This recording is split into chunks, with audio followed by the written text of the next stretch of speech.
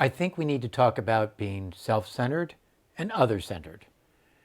Now, I live in America. I've been to other countries. And Americans take a lot of pride in being other-centered, thinking about other people. That's not necessarily how they're viewed. But if you ask them, that's what's reinforced in America, is that you should be other-centered. I've been to India. They're not other-centered.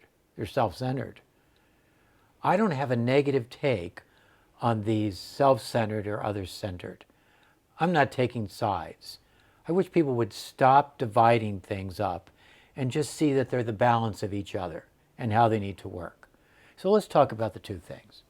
So when you're other-centered means you're looking at the other person, you're listening to them, you're feeling them, you're taking them in, and you figure out what would be and thoughts enter your mind or feelings enter your mind.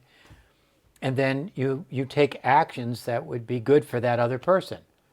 And when you're doing that, you're not particularly doing it because of what you're going to get back. It's not about that. It's that you get a lot of pleasure out of doing something for another person. And if you don't do that, you don't get the pleasure that you know you could have gotten.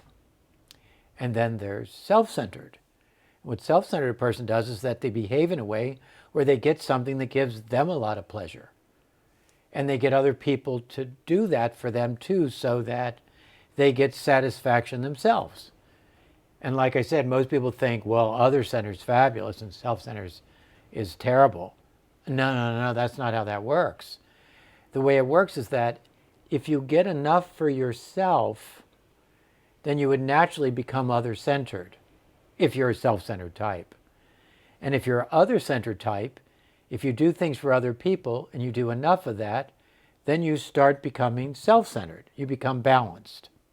The complication is that the other-centered types, they think that being self-centered is selfish.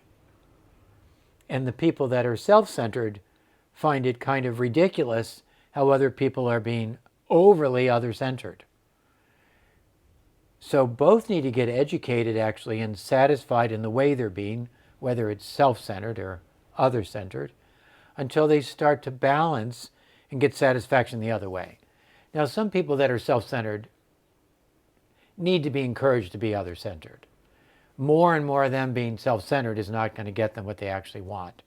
But they've gotten satisfaction, so they think, more of the same is going to give it to them. It's not going to work. And the other-centered people can go on endlessly about doing things for other people. And sooner or later, they're going to have to learn that self-centered works. But they feel kind of guilty or something when they're self-centered. No, we need both parts of these. Now, half of the 16 types are self-centered and half are other-centered. And then the fun part about it is, if you've seen the videos on what a person's like, they have a conscious mind and they have an unconscious mind. And their conscious type might be self-centered, which means their unconscious type is, if they're other-centered here, they'd be self-centered here or vice versa. So if I'm a self-centered type, then inside of me is an other-centered type. And so everybody's got both parts of them. One part of them is conscious and the other part is more unconscious. And so to become balanced as a person, you need to develop both parts of yourself. Now, it's easy enough to tell you to do that, but how are you going to do that? Well, why don't you ask people, if you're self-centered, why don't you ask people that are other-centered how they do it? What are they feeling like when they have that? What kinds of things do they think about doing? Or what kinds of things do they feel like doing? Give me practical examples, how to be other-centered, so I can try them and see what it feels like. And if you're a self-centered person, if you're an other-centered person and you want to be self-centered, ask people that you find self-centered, how do you do that? What are you doing? And what does it do for you when that happens? And then the self-centered person, very surprisingly, will tell you was that when you do things that are good for you, it's good for everybody else. And the other-centered person will tell you that when you do things for other people, it's actually also good for you. Who would ever guess?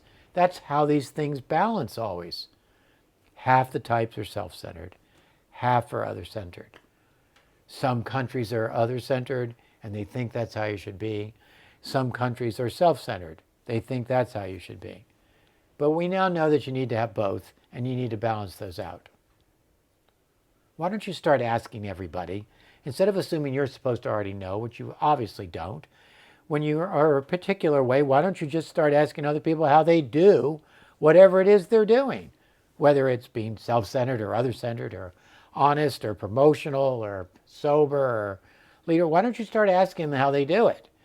And then they're probably so used to doing it, they don't even know how to tell you how they do it. But just ask them. And so on this topic, I think it's really important. And I think it's really important for Americans in particular to be more self-centered and make sure they take care of themselves beside extending to others. Because the culture is naturally teaching you how to be other-centered.